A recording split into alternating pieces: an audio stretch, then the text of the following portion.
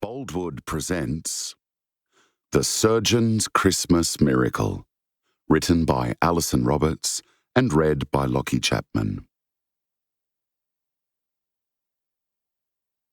Chapter 1. The Silly Season, aptly named. And the sooner it was over, the better, as far as Luke Harrrington was concerned. Chaos was gaining hold in the cardiology ward of St. Elizabeth's Children's Hospital, and the people who should be at least trying to keep a lid on things were clearly failing. The noise level was well above normal, thanks to children already being hyped up by the approach of Christmas Day. There seemed to be a lot of giggling going on, and the seasonal music had somehow followed him from the theatre suite. Gaudy decorations hung everywhere, including loops of fat silver tinsel on door frames that threatened to garrote anyone in his position of being over 6 feet in height. A nurse passed him, a small child balanced on her hip, a huge white teddy bear under her other arm. The bear was wearing a Santa hat, and the nurse was singing Jingle Bells. The child was beating time with 2 small fists and a wide grin on her face. Luke smiled back. "Hello, Bella. I'm coming to see you soon." "3 sleeps," Bella informed him. "Mummy says I'll be home by then, but even if I'm not, Father Christmas will know where to find me." "He sure will." Bella's nurse had stopped singing. "Let's get you back to bed, Trouble, so Mr. Harrington will know where to find you." The tone suggested that this nurse was well aware of the problems caused recently by his patients being anywhere but in their beds when Luke did his rounds. The charge nurse, Margaret, had spotted his approach to the central nurses' station. She held out a clipboard. "Can you sign, please, Luke? It's the telephone order you gave for increased analgesia for Daniel." Luke reached for a pen. "Have the results come in on baby Harris?" "Yes, I've got them right here for you." Margaret turned as swiftly as her substantial figure allowed, reaching for a manila folder on the cluttered desk. Luke scrawled his name, looked up to wait for the folder, but then found his attention diverted to the same place Margaret's had been. A large artificial Christmas tree had been positioned near the central desk. Cardboard boxes were scattered around its base. A nurse was kneeling beside one of the boxes, and she had a group of children gathered around her. As she opened the box, the children grabbed decorations, and that was what had attracted Margaret's notice. "Not those ones, Ange." She moved to pick up the box. "I thought we got rid of these. We got all the lovely new decorations for this year, remember?" More boxes were opened to reveal decorations still wrapped in tissue paper. The box that was overflowing with rather sad-looking bent cardboard stars and chipped-coloured balls was pushed into a corner behind Luke, near the rubbish bin. Margaret straightened and smiled at Luke's expression as he watched children gleefully shredding tissue paper and crowing delightedly over their discoveries. "It's Christmas!" No one else would get away with the kind of motherly rebukes Margaret could deliver. "We're allowed a little bit of mess." She handed him the manila folder. Luke said nothing. Margaret had been running this ward forever. She knew as well as he did why tidiness was important. Right now it would be impossible to move a bed past this section of the corridor. The boxes were enough of an obstacle course for people, let alone, say, a crash trolley. Yes, it was highly unlikely that an emergency would occur in the next 15 minutes, but what if it did? Part of Luke's not inconsiderable skill as a surgeon came from being able to anticipate and prevent a broken link in a chain of responses. He placed the folder on the desk and opened it just as his pager sounded again. Automatically, he reached for the nearby phone. Harrington. It's an outside call, Mr. Harrington, from a Mr. Battersby. He's been waiting a while. Shall I put it through? Luke was very tempted to say he didn't have time to take this call, but he thought better of it. It wasn't just the chaos of the run-up to Christmas that he wanted to be over. Put him on, he said. Thank you. His solicitor obviously respected time constraints. He got straight to the point. Sorry to disturb you, Mr. Harrington, but we have a problem. Oh? Luke tucked the phone between a shrugged shoulder and his ear as he opened the folder and fanned out the sheaf of test results with one hand. Have you by any chance had the opportunity to take a look at this house on Sullivan Avenue that you've inherited? Maybe the constraints weren't understood clearly enough. Time is a luxury in my line of business, Mr. Battersby. Luke frowned at the graph in front of him.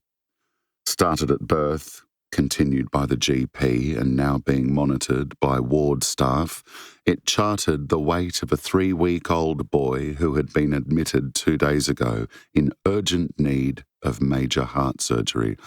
Oh, I understand that, but a muscle in Luke's jaw bunched, as many of the staff at Lizzie's were aware.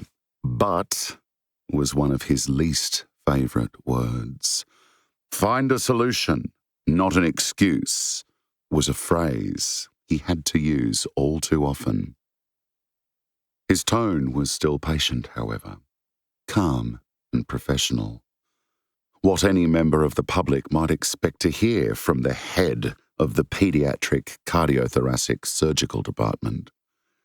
We've been through this, Mr. Battersby, he said. The house is derelict. It's sitting on a particularly valuable piece of real estate. Central London real estate was always valuable, especially this close to Regent's Park. Luke raised his gaze for a moment. If he walked past the Christmas tree into one of the inpatient rooms on that side of the ward, he could probably see the property from the height the second floor of the hospital provided. Not that he would recognise the house. He hadn't seen it, and he didn't intend to. Extremely valuable, the solicitor concurred. Luke ignored the murmur.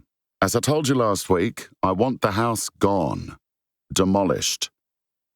Wiped from the face of the earth. And I want it done immediately. Luke allowed his determination to show. I want a clean piece of land to put on the market in the new year, preferably the 1st of January. Good, the baby's weight was creeping up again, finally. Having dropped to 1.6 kilograms due to an inability to feed, the underlying heart condition and a respiratory infection, it was now back to 2 kilograms, an acceptable point to go ahead with the surgery. We have a problem with that, the annoying voice in his ear repeated, particularly the time frame.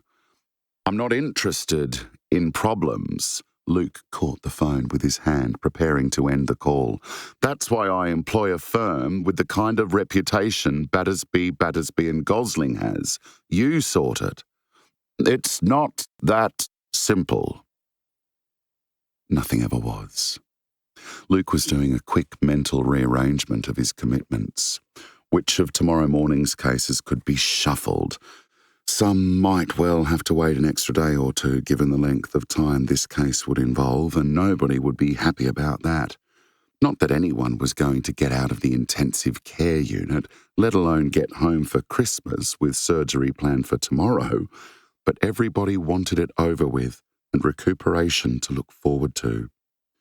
Christmas was a family celebration tiny Liam Harris might never be able to share if this surgery didn't happen very quickly. It's the tenants, you see. What?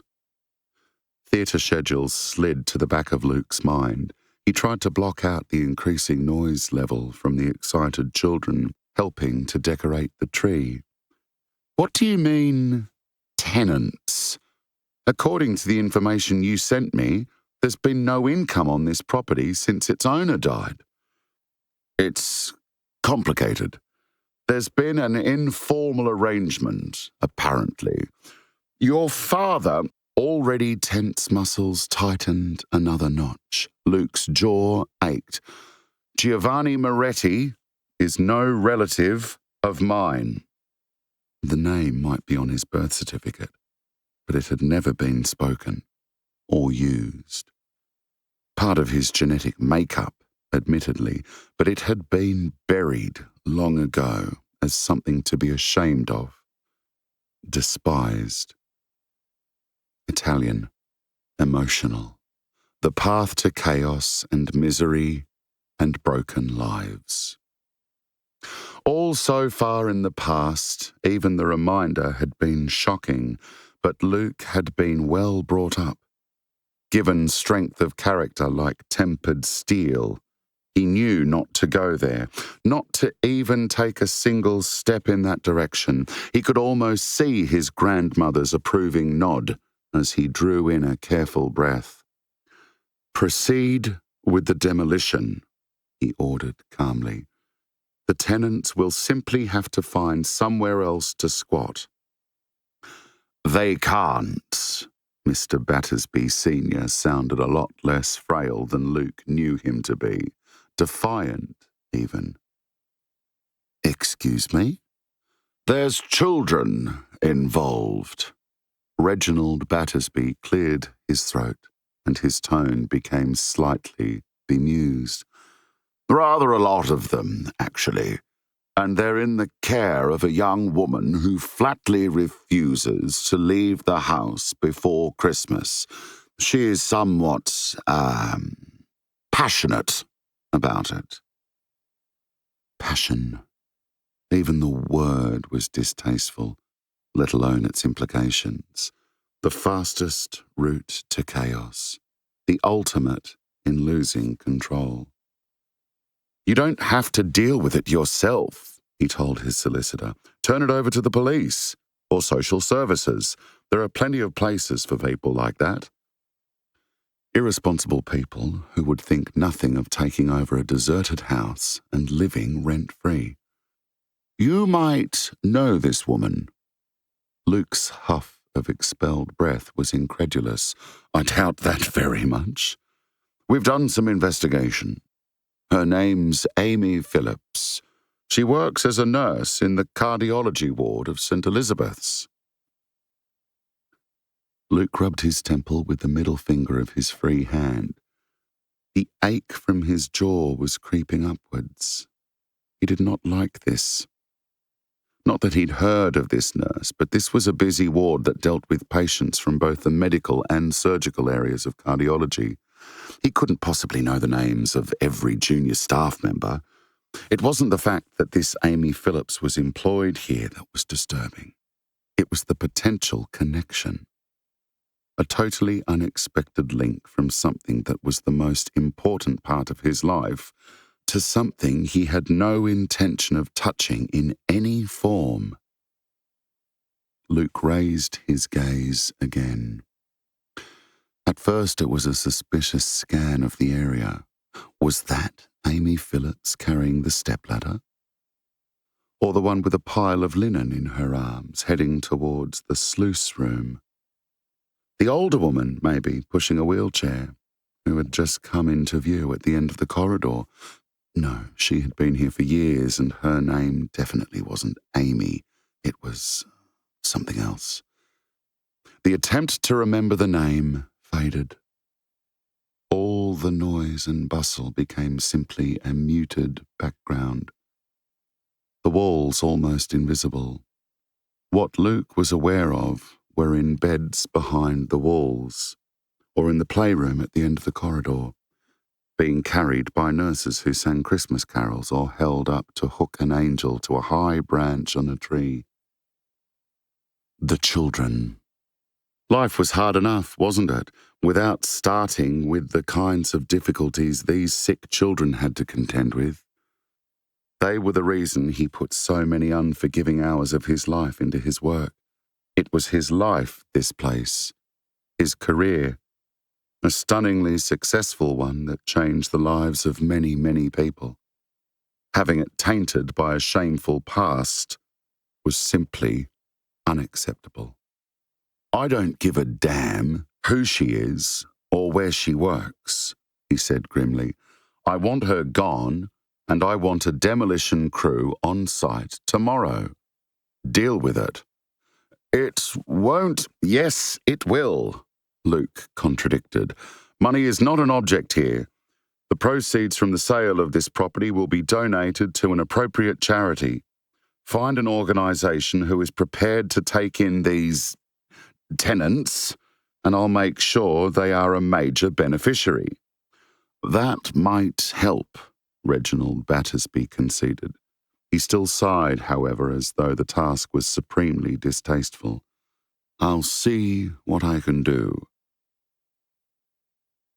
The phone was still ringing. Amy gave the large pot one more stir to make sure the meatballs weren't sticking to the bottom of the rich tomato sauce they were simmering in. Hello? Amy, it's me, Rosa.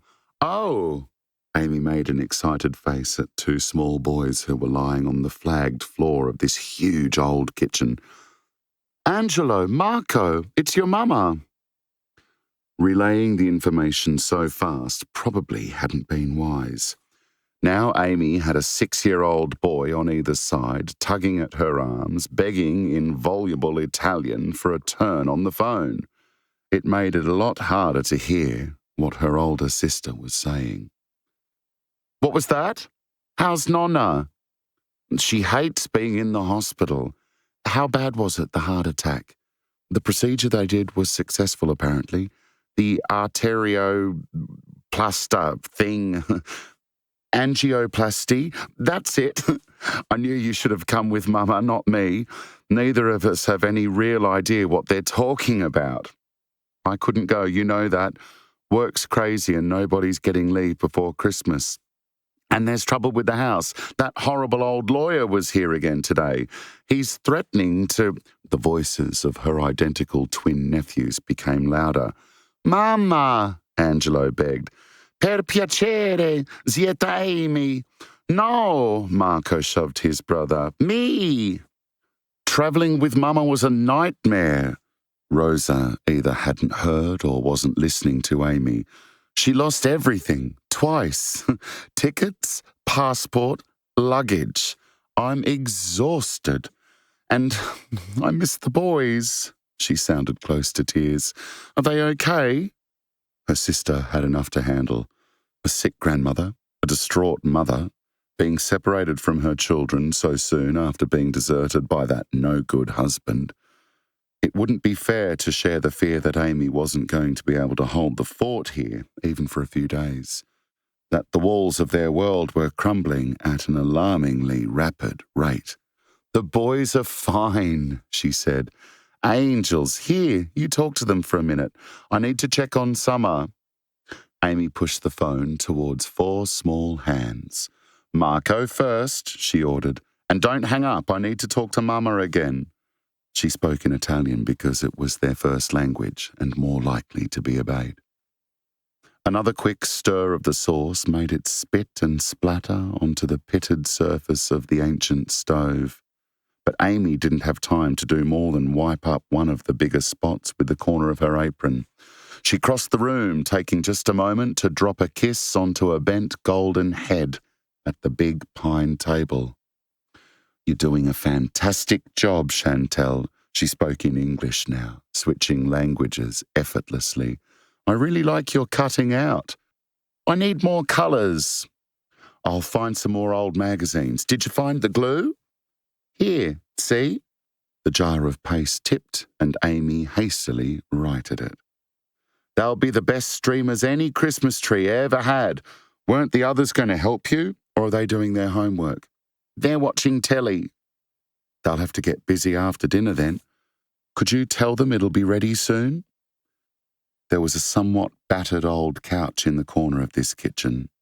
It was covered with a mound of soft pillows at one end and lots of warm blankets, although the rain did a wonderful job of heating this part of the old house. A small, radiant heater was also on because the stone floor had an amazing ability to suck in heat. An oxygen cylinder was tucked safely between the end of the couch and the wall. Tubing snaked towards nasal prongs, and the pale plastic accessory was made more obvious by how black the little face beneath it was. Amy loved the feeling of Summer's fuzzy hair. She stroked it again as she dropped to a crouch. "How are you doing, sweetheart? Are you hungry?" The small girl shook her head. "Could you eat something? Some eggy soldiers, maybe?" Another headshake, but Summer was smiling her gorgeous smile, enjoying the attention, saving her limited breath for something worth saying. "Soup? If I help you?" The smile widened, and Summer nodded. "Chicken or tomato?" "Chicken." The word was a whisper. It was an effort to speak, an effort just to stay alive, really. "Good girl." Amy's fingers sought a pulse in the matchstick-thin wrist as she kissed Summer's forehead. It was thready and too fast, as it always was. A quick glance at the regulator on the oxygen cylinder provided a relief. The tank was still more than half full, and there was a new one in the bedroom upstairs. One less task to find time for.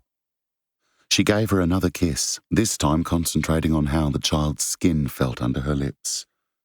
Was it a little too warm? She took off one of the blankets. "Zita Amy," Angelo called. "Nonna wants to talk to you." Amy took the phone, greeted her mother, and then listened to a garbled version of how her grandmother was doing, how tiresome the journey had been with so many people travelling to be home for Christmas, and how worried she was about all her children. "We're fine," Amy said when she could get a word in edgeways. "What are you feeding my bambinos?" "Tonight it's spaghetti and meatballs." "And vegetables?" "Yes." Tomatoes counted as vegetables, didn't they? "How's Summer?" There was a new note in her mother's voice that went beyond the expected anxiety. Summer was their special one. Every day had to be treasured. Amy cast a glance back at the couch. Summer lay quietly, just watching, as she had been all day. "She's happy. She wants chicken soup for dinner." "Give her an egg. There's more goodness in an egg. It's her favourite. Mash up the egg and cut the crusts off the bread, and chicken soup is good too, Mama." "That's what she wants tonight." Amy walked towards the pantry as she spoke, to get the can of soup while she thought of it. The pantry was vast, a relic from the days when this old house had a kitchen staff with scullery maids who would have used the old tubs in here to scour pans. Many of the shelves had nothing more than dust on them. Amy needed to find time to get to a supermarket. She had to get to work so she could pay for the groceries. "She's too tired to eat? Is that it?" Amy's hesitation said too much. Marcella Phillips clicked her tongue in distress. "Dio, but I hate being away from her." "I know, Mama. She's my little angel. How is she being lent to us? This Christmas has to be the best. She's in my prayers every day, but she's on the list for a heart transplant. That would be the best Christmas present." Amy put the can of soup on the bench and opened a drawer to search for a can opener. The bolognese sauce was bubbling enthusiastically. Bright spots of sauce were landing some considerable distance from the pot. The large pan of water beside it was finally coming to the boil. Amy dribbled some olive oil into the water, taking an anxious glance at her watch as she added a handful of salt. "I need to go, Mama. It's dinner time and I have to get ready for—" Amy bit her lip, but it was too late. "Ready for what, Amy Elisabetta? You're not going to work tonight." "I have to, Mama." There was no point alarming her mother by telling her how empty their household account was. She would discuss it endlessly with Rosa, and that would only make things worse. Rosa's husband had left her penniless, and this was the only home she had for now. The boys needed their mother at home for a little longer, not out working because she felt compelled to help support the family. You said you would get time off until Rosa and I got back. It's only a few days, maybe tomorrow even. Zoe's coming to stay with the children. Zoe! She's a child herself. The fact that her mother had switched from English to Italian was a sure sign that stress levels were zooming up. She's 16, Mama. Responsible. It was quite difficult to hold the phone and open a can of soup at the same time. Pfft, the sound was eloquent. Responsible people do not keep putting holes in themselves. You get Zoe to babysit yourself. You love Zoe. Not at night. Never all night. Lizzie's only 5 minutes walk away. 3 if I run. I've talked to my charge nurse. If there's an emergency at home, they'll let me come back. If they were quiet, that was. It won't do. We'll have to come home. But what about Nonna? She's going to be allowed out of hospital, maybe even tomorrow. We're going to bring her home with us. Amy's heart sank. Nonna was the absolute stereotype of an old Italian woman from a small village. Tiny, wrinkled, and always shrouded in voluminous black clothing. She spoke not a word of English. She would hate London. Are you sure about this, Mama? She asked carefully. Of course I'm sure. But what? You have a problem with your Nonna coming to live with us? Amy recognised that tone of admonition. It was dangerous. You don't love your Nonna? Of course I do. She can have Vanny's room. Amy was silent. This was just getting worse. Uncle Vanny's room might not be available for very much longer. Something had to be said. But what? Again, Marcella interpreted the silence. You think we'll lose the house? No. That isn't going to happen, Carter. I know Vanny made a will. It's in the house somewhere. We just have to find it. We've looked everywhere. His desk, the bank, every single box in the attic. He was disorganized, my cousin. It will be somewhere we don't expect.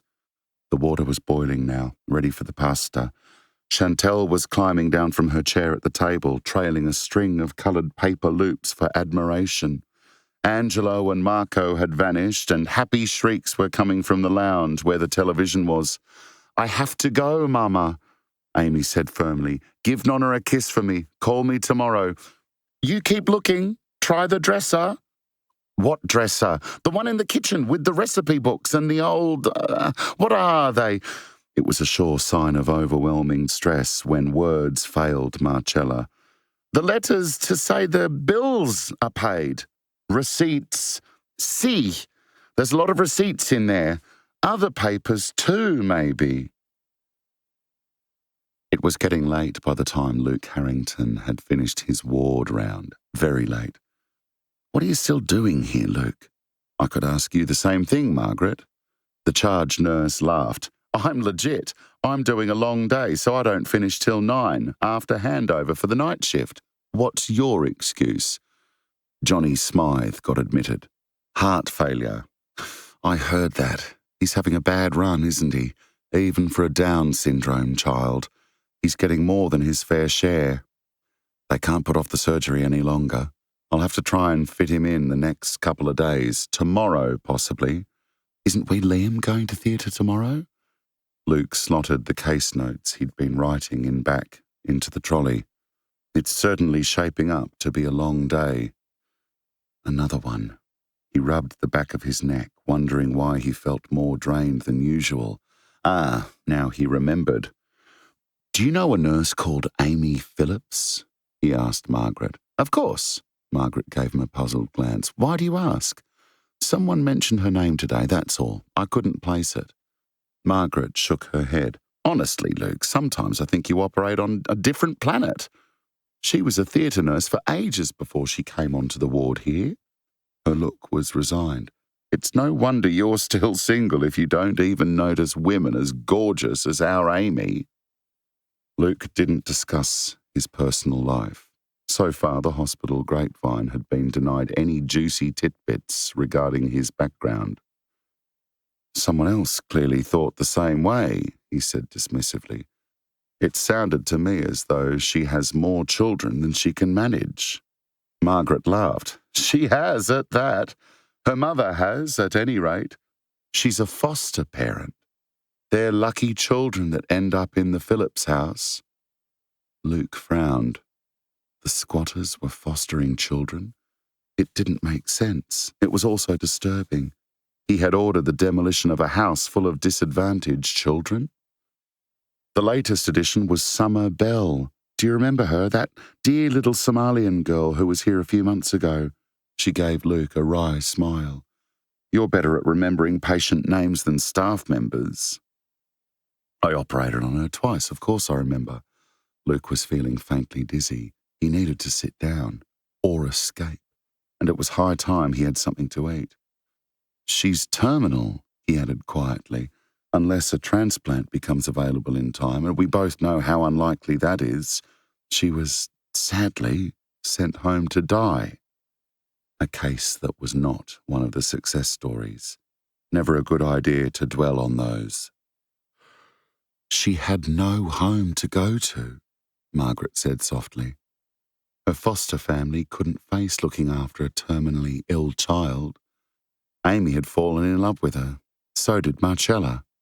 Marcella, the Italian name, sent a chill down Luke's spine. Amy's mother. Luke swallowed. She's Italian. Marcella is. Amy's half Italian. Marcella married an English policeman, of all things. He brought his family to London when Amy was about 5. Margaret was smiling. You wouldn't know she was half English to look at her, mind you. She's dark and gorgeous and more than a bit fiery. Passionate. It felt as if the walls were closing in. I have to go, Luke decided aloud.